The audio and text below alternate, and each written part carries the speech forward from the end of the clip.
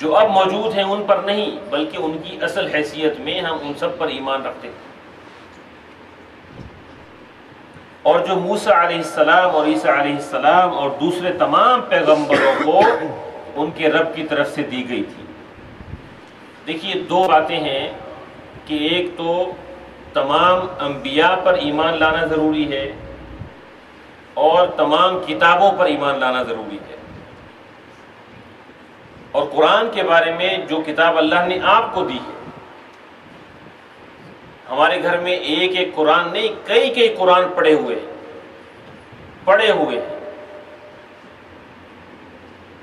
اس کو ہم اٹھاتے بھی نہیں ہیں، اس کو ہم پڑھتے بھی نہیں ہیں، اس کو ہم سمجھتے بھی نہیں ہیں۔ دیکھیے کیا بات آپ صلی اللہ علیہ وسلم نے فرمائی ہے، فرمائے کہ ما آمن بالقرآن من استحل محارمہ، جس نے قرآن کے حرام کردہ کسی چیز کو حلال کر لیا، اس کا قرآن پر ایمان نہیں ہے۔ دیکھیے اپنی زندگیوں کا جائزہ لیجیے، اپنے رویوں کا، اپنے اعمال کا جائزہ لیجیے، کہیں ہمارا کوئی عمل قرآن کے طریقے کے خلاف تو نہیں ہے؟ اگر ہے تو اسے درست کر لیں، یہ قرآن پر ایمان کا تقاضا ہے۔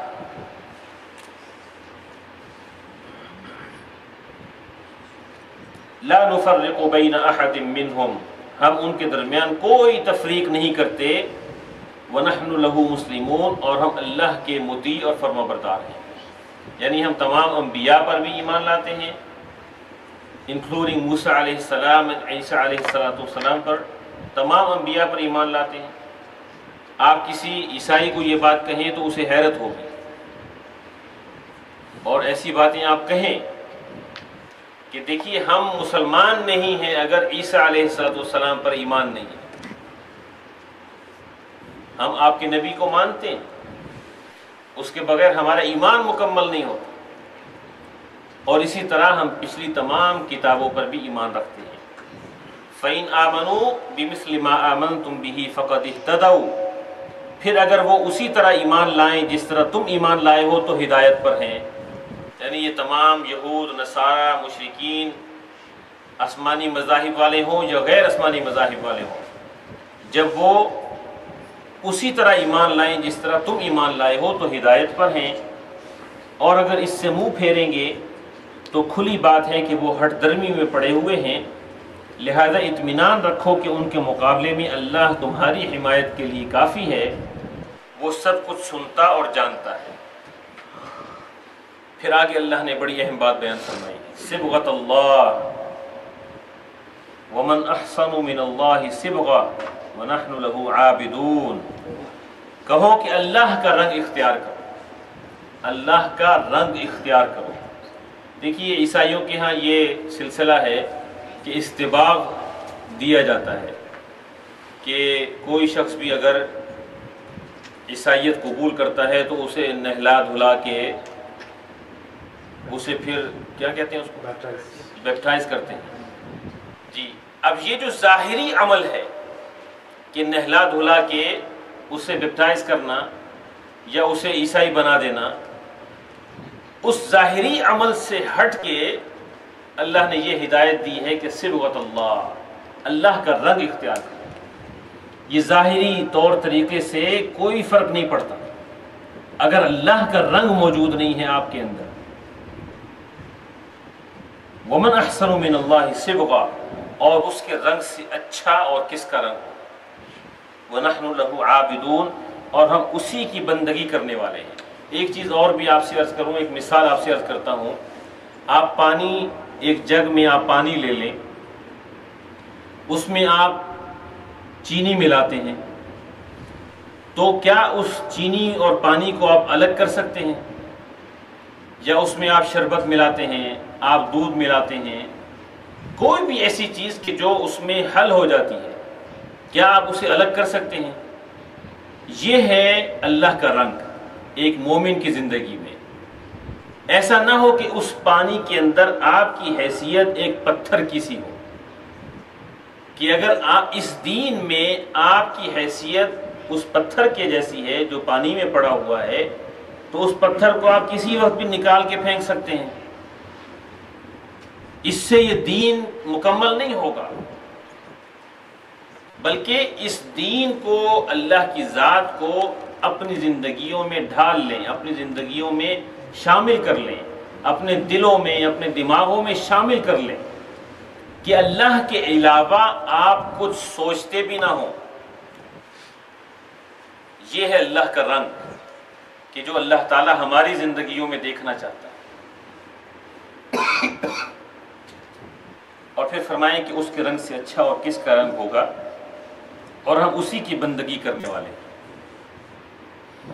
قُلْ أَتُحَاجُّونَنَا فِي اللَّهِ وَهُوَ رَبُّنَا وَرَبُّكُمْ، اے نبی ان سے کہو کیا تم اللہ کے بارے میں ہم سے جھگڑتے ہو، حالانکہ وہی ہمارا رب بھی ہے اور تمہارا رب بھی ہے. اللہ ہی نے سب کو پیدا کیا، تو اللہ کے بارے میں کیوں جھگڑا کرتے ہو کہ وہ ایک ہے، وہ دو ہے، وہ تین ہیں، اس کے بہت سارے شریک ہیں. اللہ کے بارے میں یہ جھگڑا کرنے کی ضرورت نہیں ہے، اس لیے کہ وہ تمہارا بھی رب ہے، ہمارا بھی رب ہے. کیا اس رب کے علاوہ کسی اور نے کچھ پیدا کیا ہے؟ وَنَحْنُ لَهُ مُخْلِصُونَ،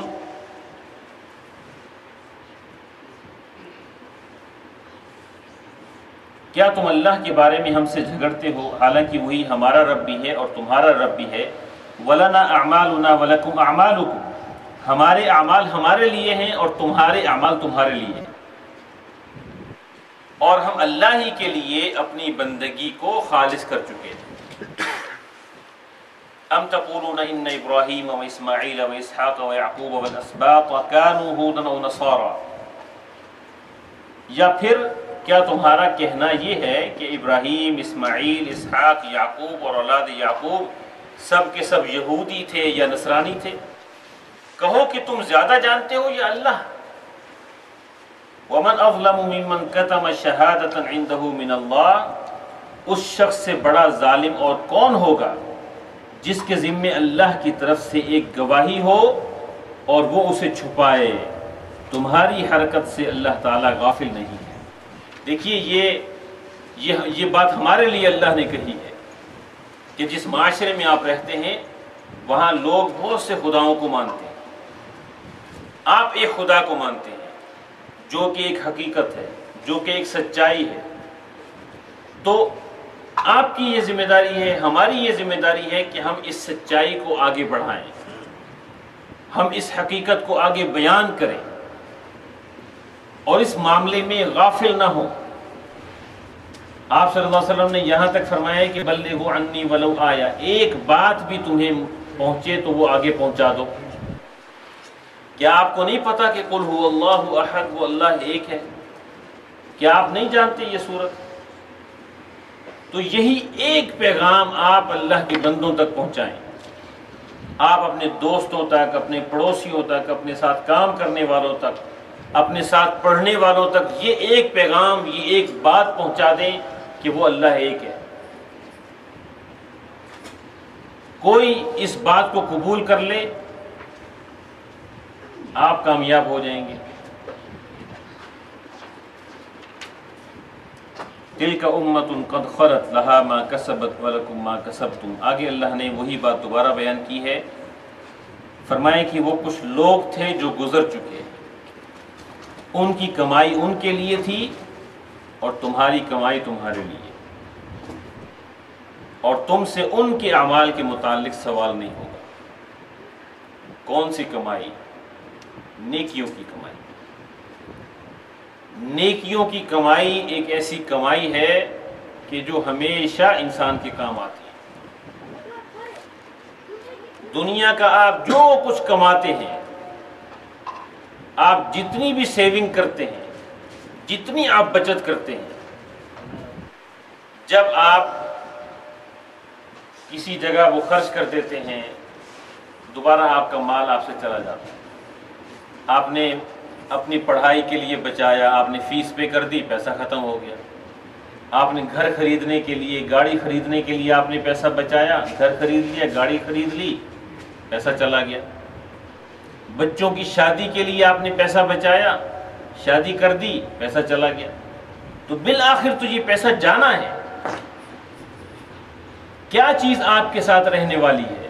آپ کی نیکیاں، یہ نیکیاں آپ کے کام آئیں گی جب آپ کو ان کی بڑی سخت ضرورت ہو،